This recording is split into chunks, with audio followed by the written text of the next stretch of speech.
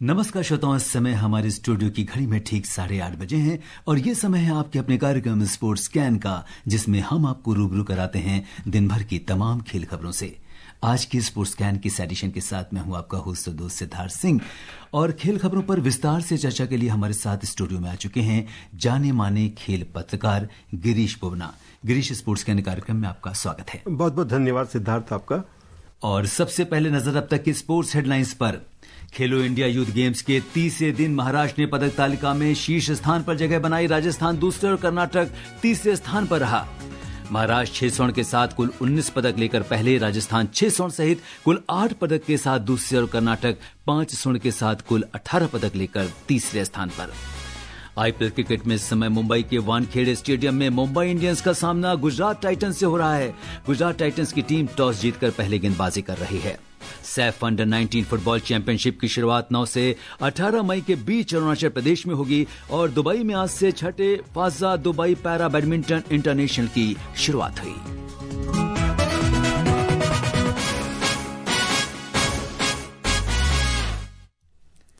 श्रोताओं, खेल खबरों में सबसे पहले बात करते हैं खेलो इंडिया यूथ गेम्स की।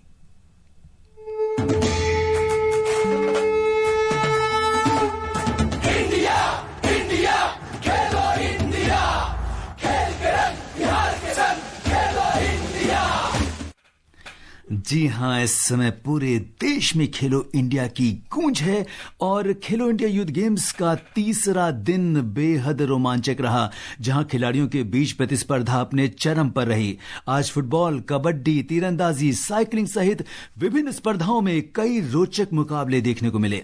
फिलहाल आज का दिन महाराष्ट्र के नाम रहा, जिसने एक बड़ा उलटफेर करते हुए पदक तालिका में शीर्ष स्थान हासिल किया। महाराष्ट्र के इस प्रदर्शन पर हम यही कहेंगे। खेलो इंडिया, जी भर के खेलो, खेलो इंडिया, दुनिया को जीतो, अपने हुनर को आज दिखला भी दो, दिल से खेलो। जी हां, पूरे इंडिया में खेलो इंडिया का रोमांच है और इस बीच जैसा कि हमने बोला कि तीसरे दिन महाराष्ट्र ने शानदार प्रदर्शन करते हुए 6 स्वर्ण पदक के साथ पदक तालिका में पहले स्थान पर कब्जा जमा लिया है। महाराष्ट्र के 6 स्वर्ण, 4 रजत और 9 कांस्य सहित कुल 19 पदक हैं।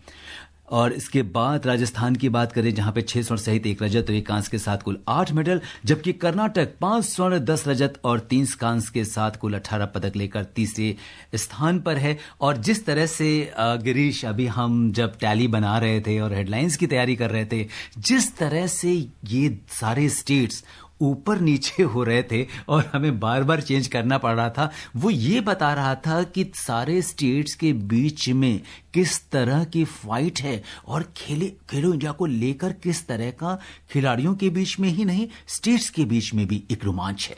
मैं उससे पहले आकाशवाणी की पूरी टीम को बधाई दूंगा सिद्धार्थ, क्योंकि खेलो इंडिया यूथ गेम्स पटना में हो रहे, बिहार में हो रहे हैं और अलग राज्यों, अलग जिलों में हो रहे हैं, लेकिन जिस तरह की कवरेज आकाशवाणी कर रहा है वैसी कवरेज ये अब तक कोई नहीं कर रहा। और इसका एक बहुत बड़ा महत्व ये है कि खेलो इंडिया जो आकाशवाणी की रीच है वो गांव-गांव तक पहुंचे। और खेलो इंडिया का भी यही एक रुझान है कि गांव-गांव से बच्चे आए। और मैं ये क्यों बोल रहा हूं, आपकी टीम को क्यों मैं बधाई दे रहा हूं कि जो हम पेरिस ओलंपिक्स में गए, वहां पर हमारा 117 एथलेटिक्स का दल गया, जिसमें से 28 खेलो इंडिया एथलीट्स थे।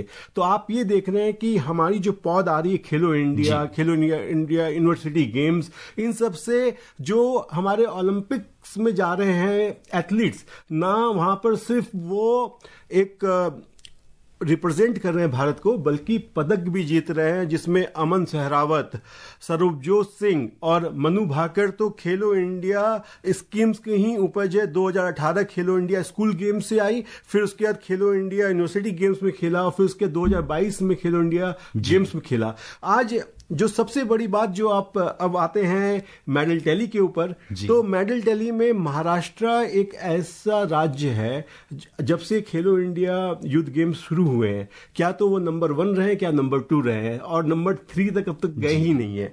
तो आज जो उनकी टैली है 6 स्वर्ण, 4 रजत और 9 कांस्य। इसमें से मैं बता दूं सिर्फ 14 पदक उन्होंने स्विमिंग में जीता है। तैराकी में उनके जो एथलीट हैं उन्होंने 4 स्वर्ण तो सिर्फ तैराकी से जीता है, उसके बाद 2 रजत और 8 कांस्य, तो 14 मेडल। ये मेडल टैली 19 में से 14 तो यहीं पर एक गुच्छा उनका आ गया। जी बिल्कुल। उसके बाद कर्नाटका की भी आप बात करें तो कर्नाटका ने भी यही स्थिति दोहराई है। कर्नाटका ने जो है स्विमिंग में ही 16 पदक जीत लिए 18 में से, तो 5 स्वर्ण, 9 रजत और 2 कांस्य, तो 16 पदक उनके भी जो एक मेडल टैली है वो कर्नाटक का जो है वो भी स्विमिंग से आया, और बाकी एक पदक जो है वो आया है शूटिंग से। लेकिन यहां पर बहुत बड़ी बात मैं आपको बताने वाला हूं, जो शूटिंग से उनका जो पदक आया है वो आया है उनकी जो शूटर है जी वो है तिलोत्तमा सेन। और तिलोत्तमा सेन वो हमारी शूटर है जो 10 मीटर एयर राइफल इवेंट में भारत को ओलंपिक्स में, पेरिस ओलंपिक्स में कोटा दिलाने वाली पहली खिलाड़ी थी। हालांकि किसी कारणवश वो पेरिस ओलंपिक्स में भाग नहीं ले पाई, लेकिन उन्होंने 10 मीटर एयर राइफल से अपनी जो एक जर्नी शुरू की थी वहां चेंज किया। वो 2 हफ्ते तक वो जब वो नहीं गई और हार गई तो इस लिहाज से 2 हफ्ते तक उन्होंने बातचीत बंद कर दी, और अब वो 50 मीटर 3 पोजीशन में उन्होंने आज सिल्वर जीता है। क्या बात है। तो देखिए ये इंपॉर्टेंस है खेलो इंडिया की, और जिस तरह से सरकार की कोशिश है कि पूरे देश से खिलाड़ी एक मंच पर आएं और उनको वो मौका मिले, वो प्लेटफॉर्म मिले ताकि वो अपनी प्रतिभा भारत को ही नहीं बल्कि पूरे विश्व को दिखाएं। फिलहाल खेलो इंडिया में आज क्या कुछ हुआ इसका लेखा जोखा दे रहे हैं पटना से खेलो इंडिया गेम्स की पल पल की खबर हम तक पहुंचाने वाले संवाददाता धर्मेंद्र कुमार राय।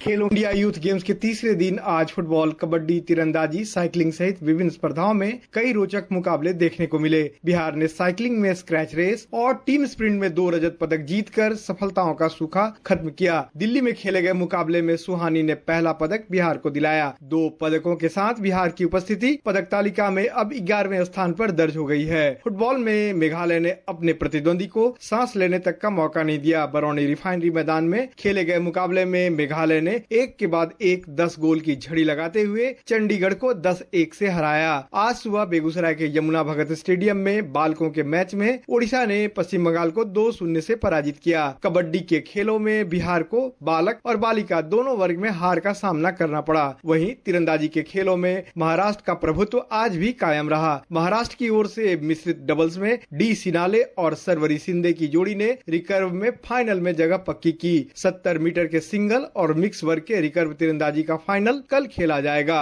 धर्मेंद्र कुमार राय, आकाशवाणी समाचार, पटना। इंडिया, इंडिया, खेलो इंडिया। जी हाँ, ये थे पटना से हमारे संवाददाता धर्मेंद्र कुमार राय, जिन्होंने आज वहां पर जो कुछ भी हुआ उसका लेखा जोखा हमारे लिसनर्स को दिया। हालांकि राष्ट्रीय राजधानी दिल्ली में फिलहाल साइकिलिंग और निशानेबाजी की स्पर्धाएं चल रही हैं और गेम्स के तीसरे दिन खिलाड़ियों ने शानदार खेल का प्रदर्शन करते हुए यहां भी कड़ी चुनौती पेश की। आज राष्ट्रीय राजधानी में खेलो इंडिया में क्या कुछ हुआ बता रहे हैं हमारे संवाददाता अभिषेक Kapil.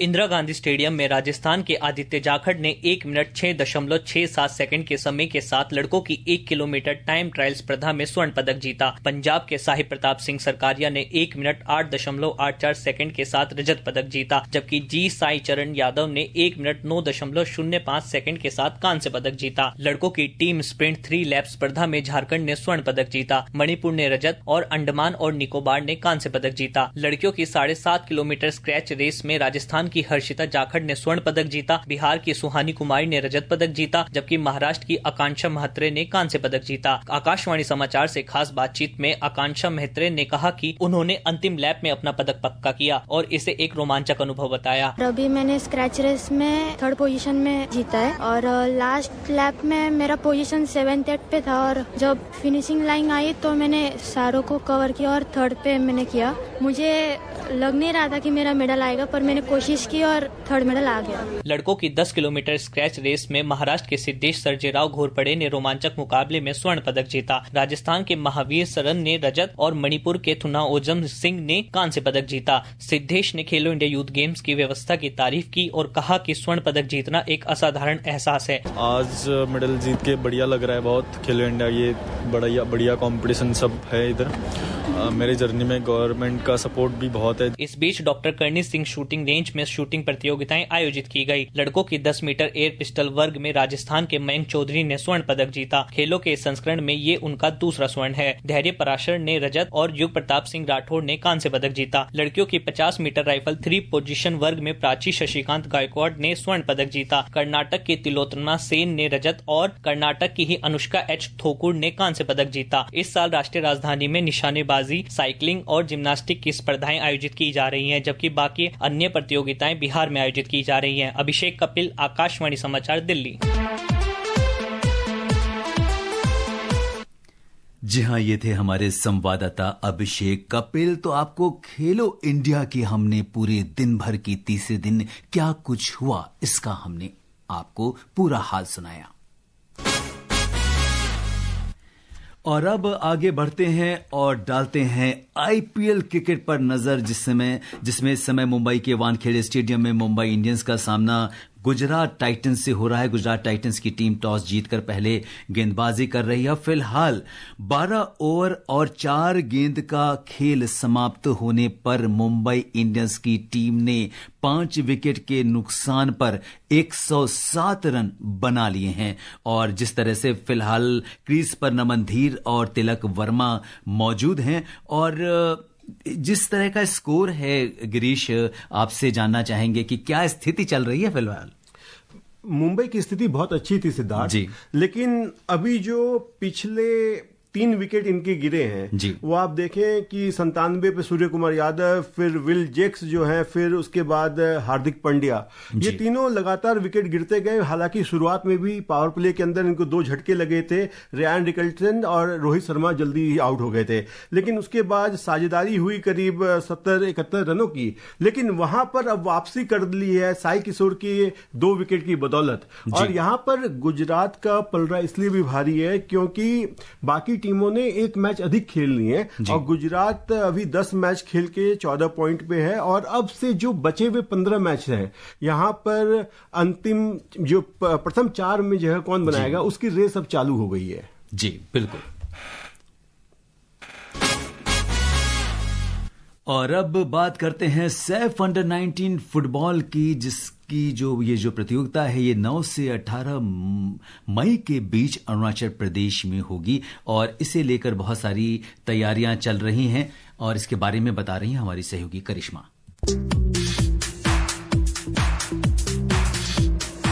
Saif under 19 football championship का आयोजन 9 से 18 मई तक अरुणाचल प्रदेश में किया जाएगा। इस प्रतियोगिता के लिए मुख्य कोच बिबियानो फर्नांडिस ने 23 सदस्यीय भारतीय टीम की घोषणा कर दी है। इससे पहले भारतीय टीम के 25 संभावित खिलाड़ी 30 अप्रैल को ईटानगर पहुंचे थे। इसी बीच टीम के कोच फर्नांडिस ने कहा कि उन्होंने ट्रायल के लिए पहुंचे लगभग 50 खिलाड़ियों के साथ बेंगलुरु में 1 महीने से अधिक समय पहले शुरुआत की थी और टीम के सभी खिलाड़ी प्रतिभावान हैं।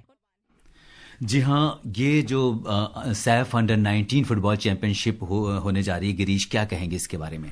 ये युवा वर्ग के लिए काफी एक तैयारी करने का मौका मिलता है, जिसमें भारतीय टीम में भी आने का चांस मिलता है और भारत जो है वो 3 देशों के साथ खेलेगा, तो इस लिहाज से अच्छी तैयारी होगी। बिल्कुल। और चलते चलते आपको ये भी बता दें कि दुबई में आज से 6ठे फाजा Dubai para badminton international tournament की शुरुआत हुई है। और श्रोताओं, अब समय हो चला है आपसे विदा लेने का। कल फिर मिलेंगे कुछ और ताजा खेल खबरों के साथ। गिरीश, आप हमारे स्टूडियो में आए और तमाम खेल खबरों पर हमसे चर्चा की, इसके लिए आपका बहुत बहुत धन्यवाद। बहुत बहुत धन्यवाद आपका भी सिद्धार्थ।